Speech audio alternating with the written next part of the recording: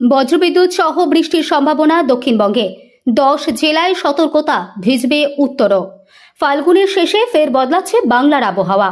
আকাশে ঘূর্ণাবর্তনের প্রভাবে দক্ষিণবঙ্গের একাধিক জেলায় বজ্রবিদ্যুৎ সহ বৃষ্টির পূর্বাভাস দিয়েছে আলিপুর আবহাওয়া দপ্তর। শনিবার বিকেলে কলকাতা ও শহরতলির কয়েকটি জায়গায় বিক্ষিপ্তভাবে বৃষ্টি হয়েছে।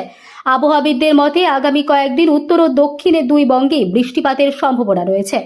আবহাওয়া দপ্তর জানিয়েছে, সোমবার থেকে মঙ্গলবার কলকাতা, হাওড়া, হুগলি এবং উত্তর চব্বিশ পরগনা বিক্ষিপ্তভাবে হালকা থেকে মাঝারি বৃষ্টিপাতের সম্ভাবনা রয়েছে। তবে এই জেলাগুলির মধ্যে আলাদা করে কোনো সতর্কতা জারি করা হয়নি।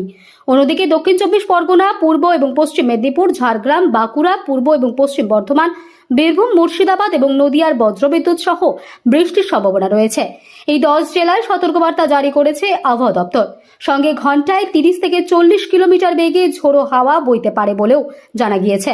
উত্তরবঙ্গের সারা সপ্তাহ জুড়ে বৃষ্টিপাতের সম্ভাবনা রয়েছে। আবহাওয়া দপ্তরের পূর্বাভাস অনুযায়ী শনিবার পর্যন্ত উত্তরবঙ্গের সব জেলাতেই বিক্ষিপ্তভাবে হালকা বৃষ্টি হতে পারে।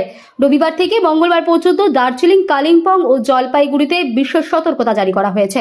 সোমবার থেকে বুধবার পর্যন্ত সতর্কতা রয়েছে আলিপুরদুয়ার ও কোচবিহার জেলায়।